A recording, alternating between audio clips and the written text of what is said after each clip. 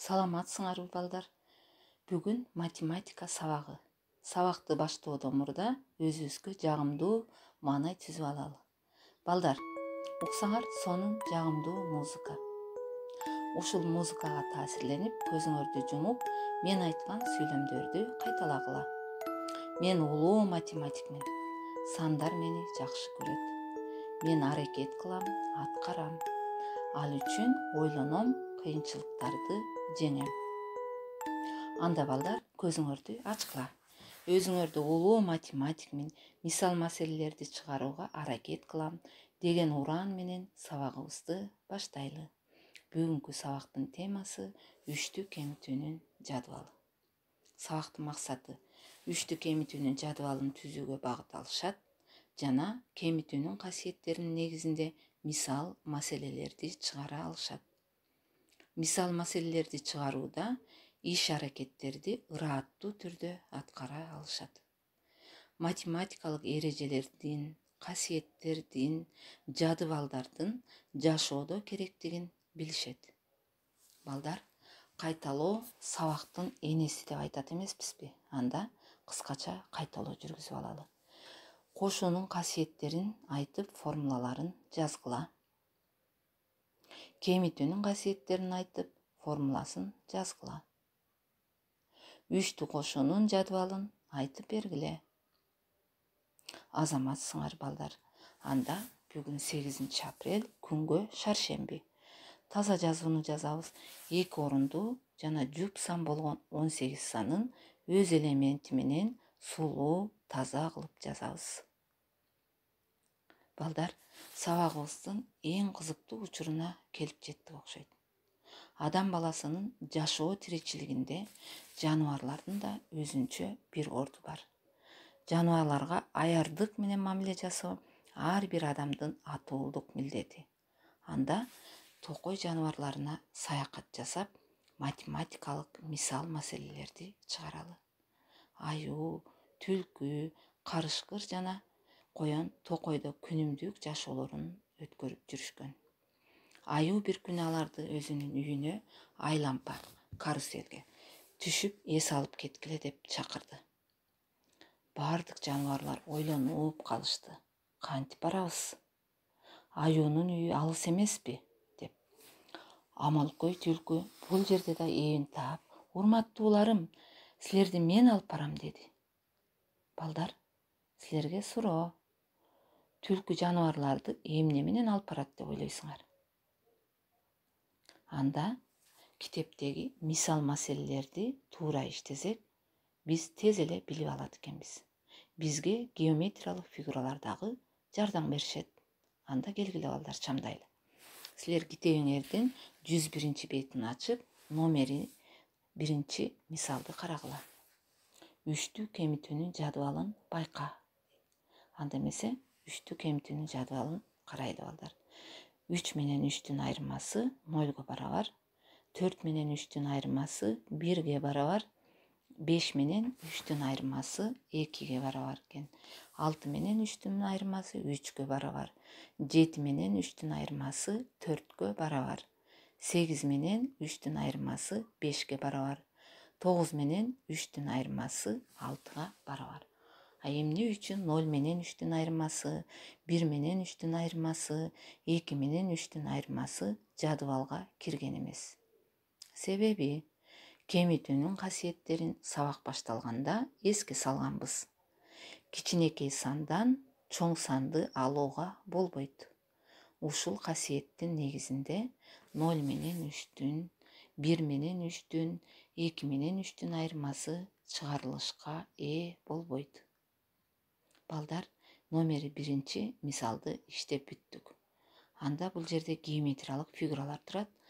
Биз тегеректи тандап алып жайгаштыралы балдар. Анда биз 2 маселени карайлы. 2 маселе окуйлу. Саиданын 10 сому бар. Ал 3 сомго калемсап сатып алды. Саиданын канча акчасы калды? Маселе түшүнүктүүбү балдар? Анда биз маселенин кыскача шартын түзүп алалы. Берилди. Саиданын 10 сому бар. Сатып алды 3 сомго калем сап. Калды канча сому? Чыгарабыз.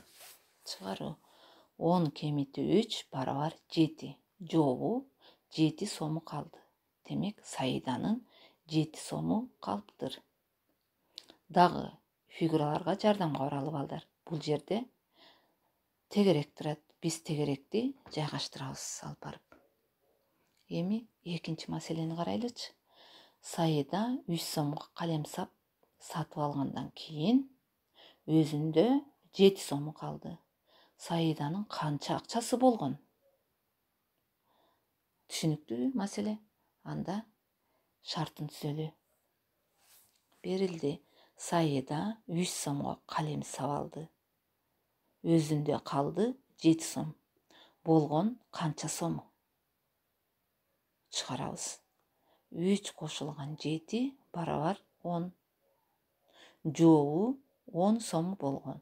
Демек Саиданын 10 сом акчасы болгон. Балдар, маселени дептериңерге сулуу кылып көчүрүп жазгыла. Анда эмесе, бул жерде фигуралардан квадрат турат. Биз квадратты алып барып жайгаштыралы.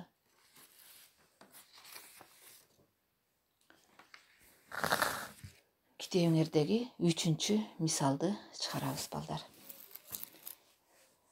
3-чү мисал. Жыйынтыктары 5 болгон амалдарды жаз. Көңүл коюп карап, сумманын жана айырманын жыйынтыктары 5 болгон амалдарды таап жазабыз. Бул жерде бир нече мисалдар турат. Анда карайлы. Карадыңарбы? 7 менен 2-нин айырмасы 5-ке барабар. 4 менен 1-дин суммасы 5-ке барабар. 3 менен 2-нин суммасы 5-ке барабар. 15 менен 10-дун айырмасы 5-ке барабар. 9 менен 4-түн айырмасы 5-ке барабар. 6 менен 1-дин айырмасы 5-ке барабар. 10 менен 5-тин айырмасы 5-ке барабар экен балдар. Жазып алгыла. Азаматсыңар балдар. Анда бул жерде дагы фигураларды карайлы. Фигуралар менен иштейбиз. Тик бурчтукту тандайлы дагы, тик бурчтукту алып барып жайгаштыралы. Балдар, анда эмесе биз номери 5-чи мисалга өтөлүк. Номери 5-чи мисал барабарсыздыктарды чыгаруу.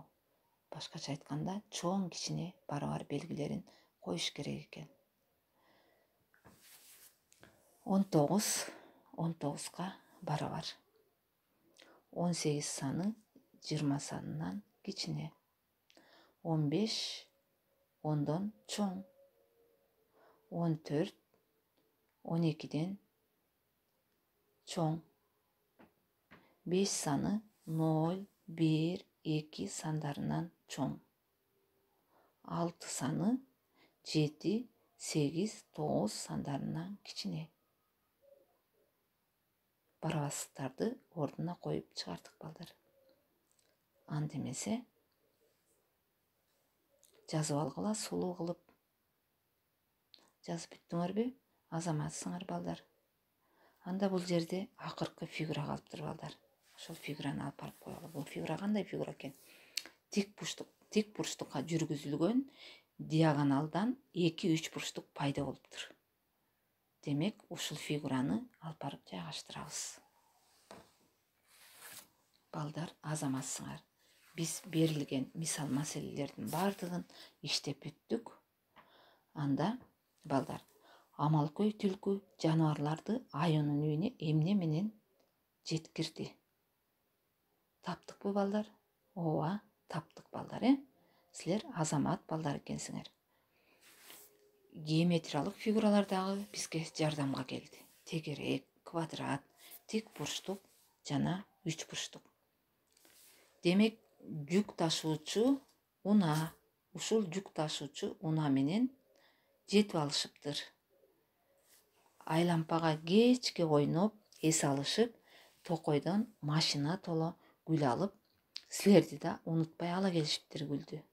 Гүлдүн таажычаларында силерге жазылган каалоо тилектер, баалуу тилектер бар экен балдар.